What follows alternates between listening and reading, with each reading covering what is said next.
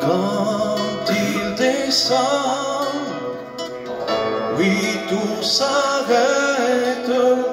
Il y a transfert entre ciel et terre.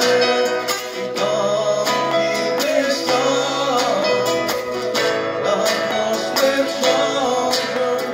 Il y a transfert entre ciel et terre. Le Saint-Esprit, ensemble. Le Saint-Esprit est là. Le Saint-Esprit est là. Le Saint-Esprit est là. La maladie t'enfuit, les aveugles voient, les paralytiques sautent de joie,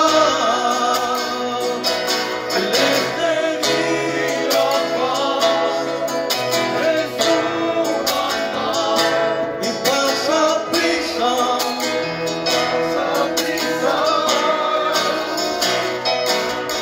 le Saint-Esprit est là. Le Saint-Esprit est là. Le Saint-Esprit est là. Le Saint-Esprit est là. Comme un vent qui a soufflé, tout à coup le lieu a tremblé, et des lames de feu se sont posées sur eux. Saint-Esprit, envoie ton feu, que ta gloire inonde ce lieu, que ta présence envahisse nos vies. Le Saint-Esprit est là. Ensemble, frère. Le Saint-Esprit est là. Le Saint-Esprit est là. Le Saint-Esprit est là. Amen. Croyons que l'Esprit de Dieu est au milieu de nous. Alléluia. Sinon, on ne ferait pas la réunion ce soir. Alléluia. Jésus lui-même a eu besoin du Saint-Esprit pour accomplir la volonté de Dieu. Amen. Et ce soir, nous ne pouvons pas faire cette réunion sans lui. Amen. Je vais appeler la sœur de Lésignan qui va venir témoigner. Alléluia, Jésus. Gloire à Dieu. Bonsoir à tous. Vous savez, justement, en chemin, on parlait de ça. Et moi, j'ai toujours peur de témoigner. Mais bon, je vais quand même raconter ce que Dieu a fait dans ma vie, dans mon foyer.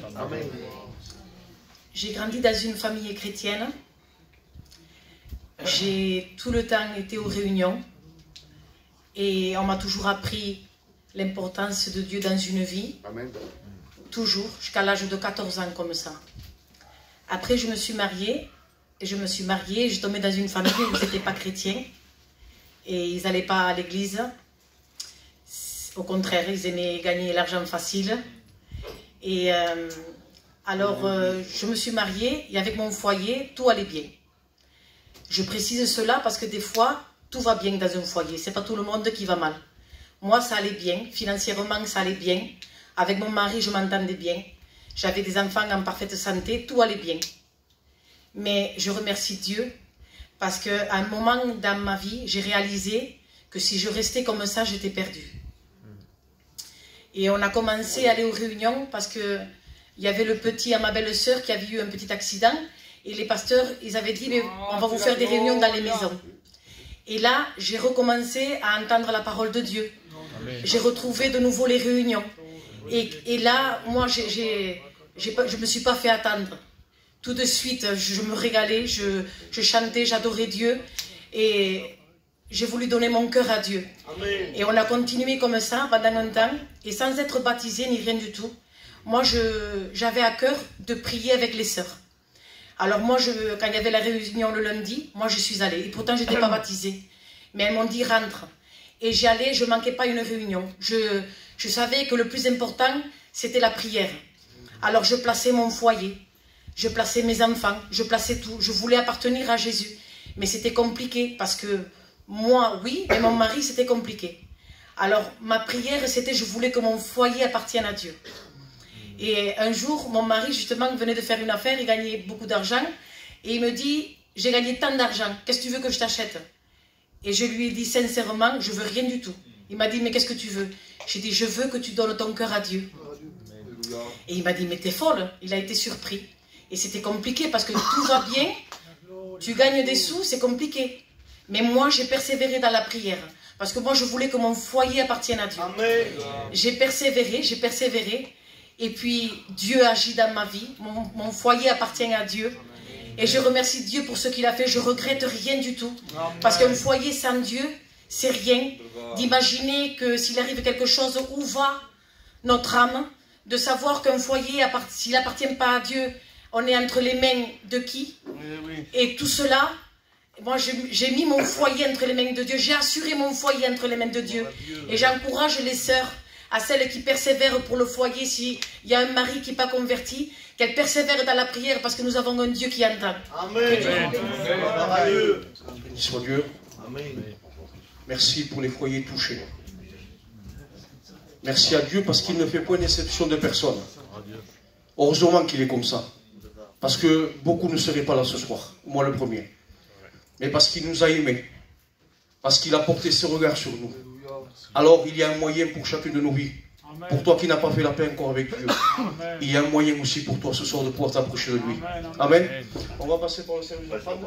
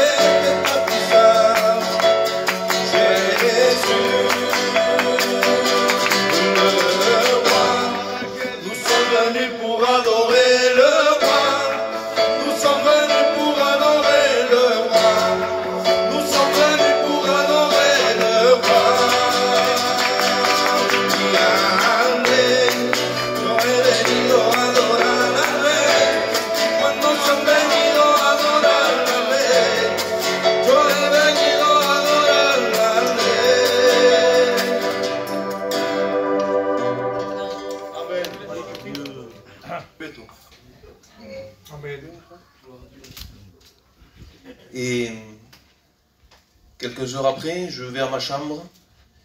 Et là, tout d'un coup, j'ai une douleur très très forte qui me vient dans le dos. Et je tombe par terre. Et tout d'un coup, je n'arrive pas à bouger les jambes, je n'arrive plus à marcher. Je n'arrive même pas à me lever. Et là, ma femme appelle le salut. Ils viennent me chercher, mon frère m'a aidé à me le relever parce qu'on n'arrivait pas. Et j'ai resté 2 jours à l'hôpital.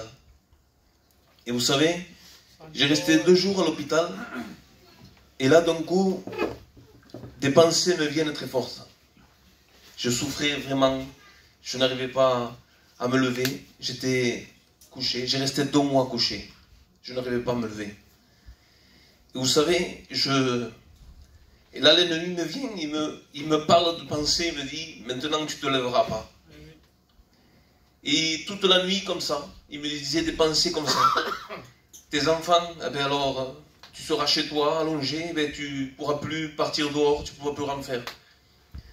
Et vous savez, la douleur, c'était vraiment incroyable. Je ne pouvais pas la tenir. On m'a piqué, me faisait tout ce qu'il fallait. Et avec cela encore, je sentais la douleur. Et vous savez, je sors de l'hôpital et on me rentre chez moi, je ne peux pas marcher encore. Je suis allongé, j'ai resté 2 mois allongé. Je me levais pour manger juste un peu, mais je n'arrivais pas. Et un jour, mon frère vient chez moi, et il y avait un serviteur qui vient chez moi. Mon frère appelle un serviteur, et le pasteur Gilles. Vous savez, il était en train de prêcher à Lézignan, il vient chez moi.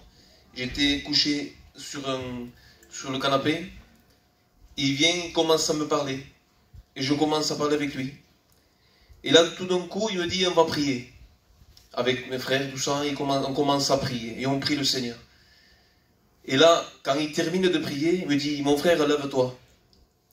Vous savez, je vous le dis, mon frère témoin ici, je me suis levé. J'ai descendu tout l'escalier jusqu'en bas. Je l'ai même accompagné à sa voiture, le pasteur. Je remercie le Seigneur parce que vraiment, c'est une grâce que Dieu fait. Et que Dieu vous bénisse. Amen. Peut dire un fort Amen. Amen. Est-ce que Dieu est là ce soir? Est-ce que tu attends quelque chose d'en haut ce soir? Amen. Celui qui est d'accord, il va dire un fort Amen. Amen. On ne vient pas là pour passer un moment. Hein? On vient là pour rencontrer Jésus. Amen. Mais je vois pour qui il n'y a pas. C'est le prince de la vie. C'est le bonheur. C'est la joie.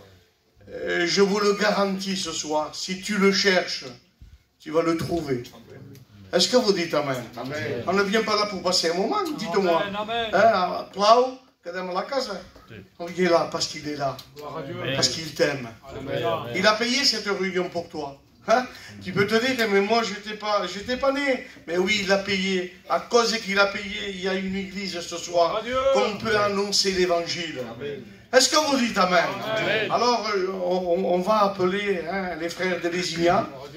Merci pour... David, alors David, je l'ai vu dimanche quand je l'ai vu là-bas. Il y a un moment que je l'appelle. Mais bon, il ne pouvait pas, mais ce soir avec les frères, ils sont les bien reçus. Parce que moi j'ai été responsable là-bas et je les connais. C'est mes frères. Donc on va laisser la place avec la chorale, je ne sais pas. Gloire à Dieu.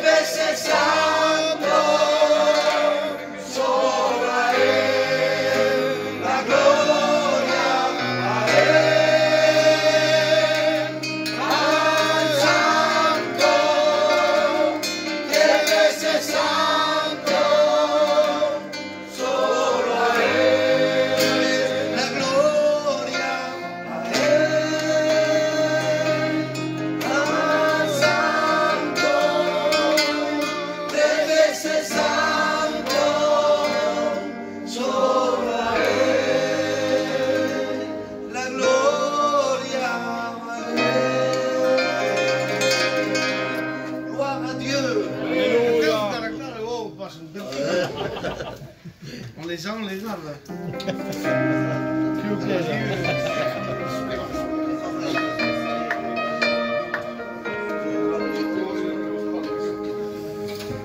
Alléluia, Jésus. Merci, Seigneur. La gloria a Cristo.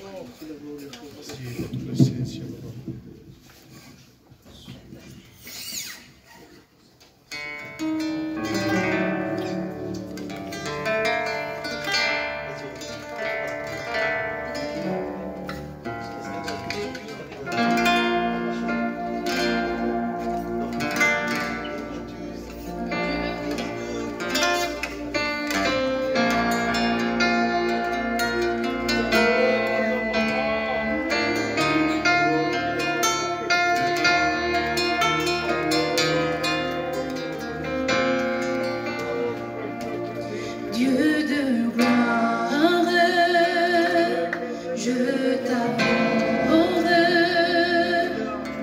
ton nom s'élève en majesté de mes lèvres, je célèbre. Merci, Jésus. Ta victoire, ton règne, ton autorité, digne tu, agneau de Dieu. Digne tu, agneau de Dieu.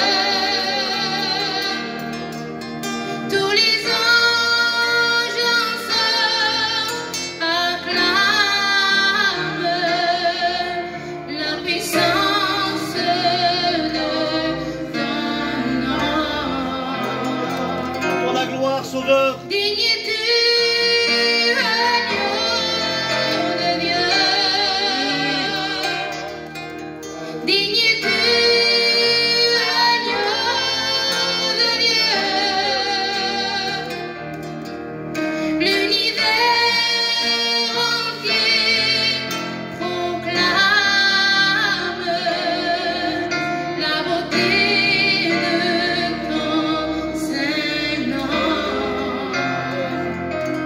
Dieu de gloire, je t'adore,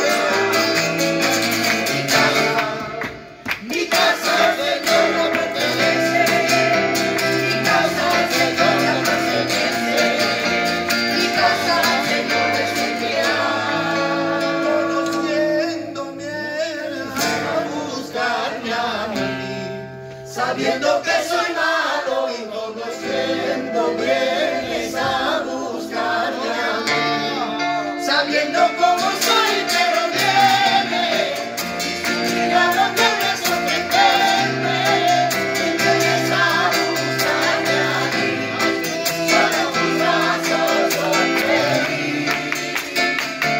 Oh papá, te amo tanto.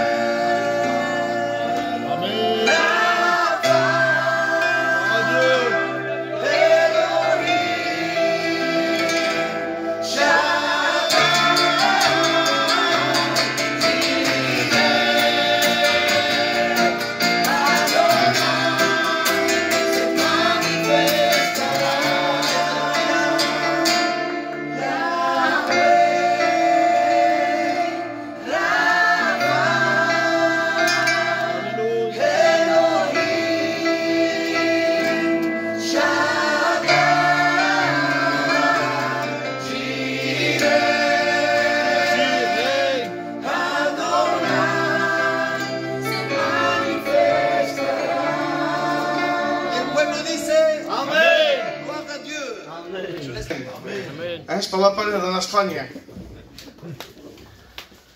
Merci pour ces chants. Chanter pour la gloire du Seigneur.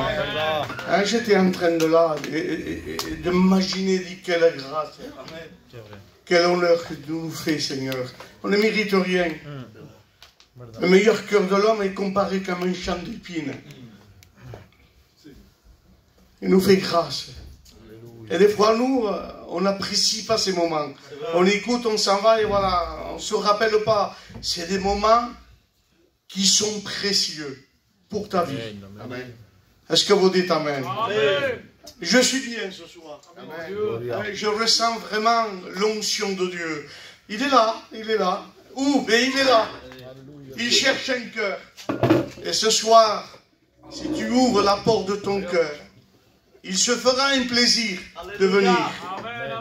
Est-ce que vous dites Amen? Amen. Alors aussi, il y a des voyageurs. Hein? Il y a ma soeur. Hein?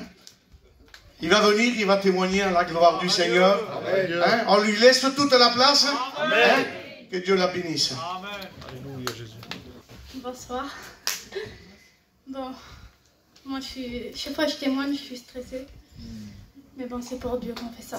Amen. Alors moi, je vais raconter mon témoignage, mais je vais leur relire une partie. Moi, on a grandi, ma mère, elle était toujours chrétienne. Elle a été mariée avec un catholique. Bon, c'est pas pratiquant, mais il nous amenait à Lourdes. Et elle, à cachette, elle nous amenait à La Réunion.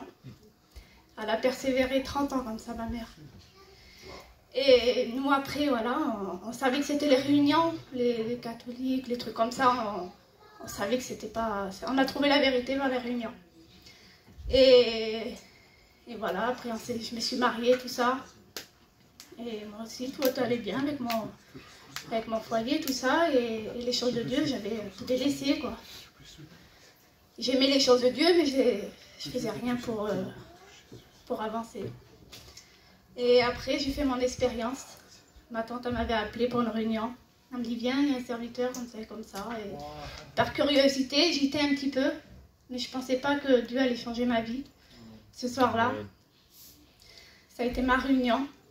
Et Dieu, il parlait, le serviteur, il parlait, il disait, pour la cigarette, tout ça, si tu veux être, parce que je fumais, il dit, si tu veux être délivré pour la cigarette, viens au devant. Et dans ma tête, je disais, Seigneur, je vais aller devant, et je vais ressortir, et je vais refumer, ça sert à quoi? Et bref, c'était plus fort que moi. Et je me suis levée. J'ai été délivrée instantanée de la cigarette. Amen. Et après ça, je suis les jours de Dieu, tout le monde me disait, elle va refumer, elle va refumer. Et fin de compte, non, j'ai été délivrée de Dieu et j'ai jamais repris. Et après, Après la langue, j'ai tenu 5 ans comme ça. Je suivais les choses de Dieu, mais je n'étais pas baptisée. Et après, j'ai délaissé, parce que j'avais un mari qui était beaucoup dans le monde. Et du coup, j'ai délaissé. J'étais dans le monde aussi, dans les choses du monde. Et après, j'ai voulu avancer vers Dieu, parce que malgré, j'ai laissé 2 ans. Et malgré ça, Dieu me travaillait toujours mon cœur. Et je disais, et du coup, béni Jésus, gloire à Jésus. J'ai reçu les choses de Dieu. Mon frère, il s'en baptisé aussi. En fait, ma mère, elle était toute seule, chrétienne. Et à travers ses prières, sa persévérance, parce que mon père, le côté de mon père, il sentait beaucoup dans les histoires. Et c'était pas des petites histoires, c'était vraiment des histoires. Tu avais peur qu'un jour ou l'autre, il y avait un mort. Et mon frère, lui, il est déjà venu, je crois, expliquer son témoignage. Il est venu, il avait tiré sur une personne. Bref, c'était son témoignage à lui. Et puis là, à travers ça, il a été en prison. Et à travers cette prison qu'il a fait, il est resté 2 mois. Il a été transformé de Dieu. Amen. Il a sorti, bref, lui s'est baptisé, ma belle-sœur s'est baptisée, ma mère s'est baptisée à travers mon frère aussi, parce qu'elle attendait son baptême pendant 30 ans. Mon père ne voulait pas la laisser baptiser. Elle a pu se baptiser. Et après, moi, j'ai reçu aussi. Et je suivais, je dis, Seigneur, aide-moi. Et mon mari, un soir, il me persécutait beaucoup. Quand on suit les choses de Dieu, c'est toujours comme ça. Et je dis, Seigneur, je n'arriverai pas tout seul. Et ce soir-là, il a transformé mon mari. Dans un endroit où c'était même pas une réunion, rien du tout, c'était dans une sortie. Il l'a transformé, il a délivré de la cigarette, il a délivré des choses du monde. Il a suivi les choses de Dieu. Je remercie Dieu pour tout ce qu'il a fait. Parce que chez nous, on est tous, pratiquement presque tous chrétiens. Il reste que mes 2 petits frères. Et il reste mon père, mais il n'est pas contre. Il a fait aussi beaucoup d'expériences avec les choses de Dieu. Et je sais que Dieu le bénira. Amen. Je remercie Dieu pour cela. Alléluia.